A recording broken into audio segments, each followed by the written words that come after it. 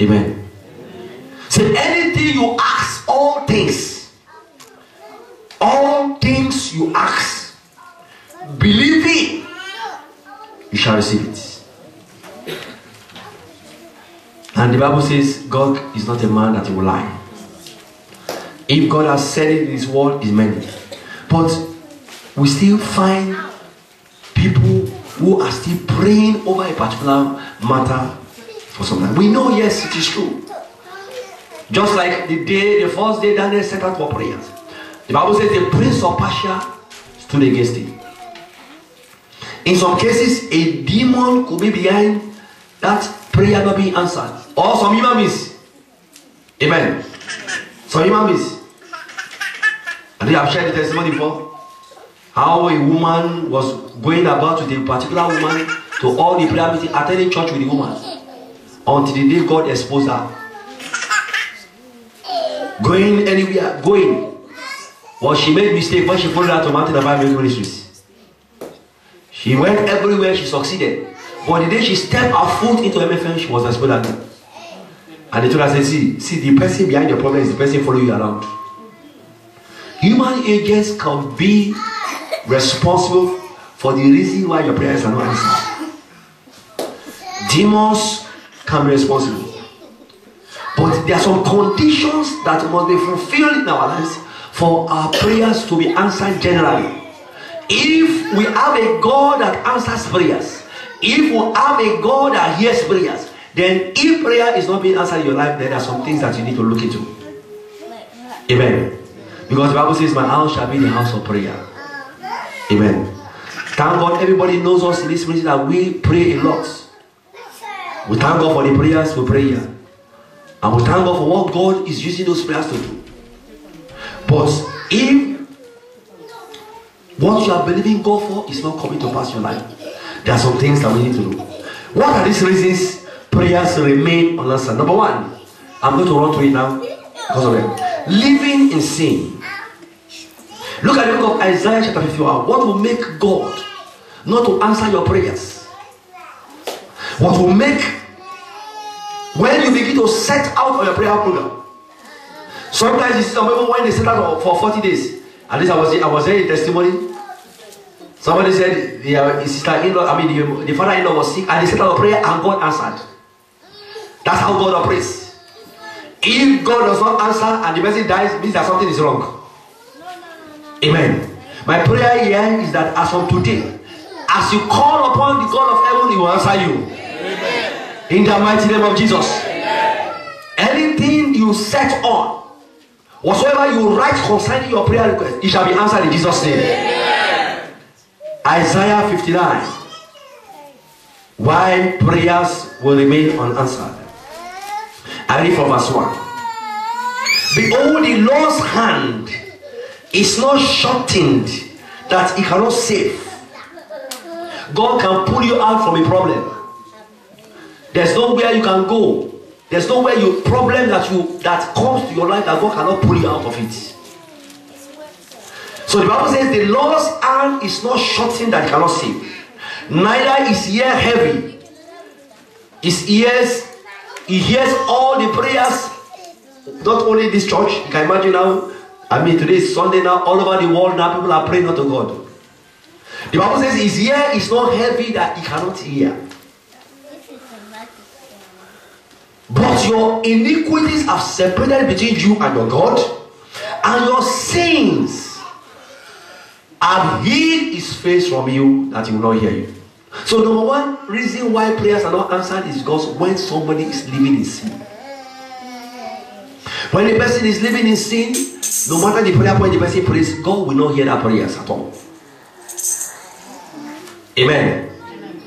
When somebody is doing something, living in sin, drinking, smoking, doing all kinds of things, if God will not answer that prayer.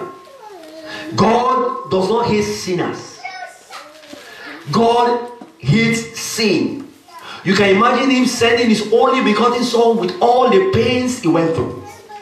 I was listening to Billy Graham yesterday. He said almost 72,000 angels were being released to save Jesus Christ from the cross. Jesus told them, don't worry. Just let me go through this pain so that all of us here can have joy. And then you now imagine that person now looking at you now, going back to sin. He will not be happy with you. Amen. The reason why God has not answered a particular prayer is because a sin is in that life. Amen. And you say, well, can God forgive my sin? There's no sin that God cannot forgive. One man went to a crusade and he had a man of God preaching. He said, God can forgive all sins. And the man was drunk and so on. He said, no problem. So as the man was going, the preacher was going, he pointed the gun at his head. Say, follow me. Say, yes. Say, so you mean somebody, God can forgive someone like me? He said, yes, God can forgive you. So you mean it? Say, yes, God can forgive you. Drop your gun down. You stop saying, God forgive you. Say, come follow me. He took the man to his house. He said, look at my wife. Look at my little baby, 6 years old. I got angry and slapped her and then hot oil poured on her face. You mean God can forgive me? He said, God will forgive you. It's not me, it's the right word of God.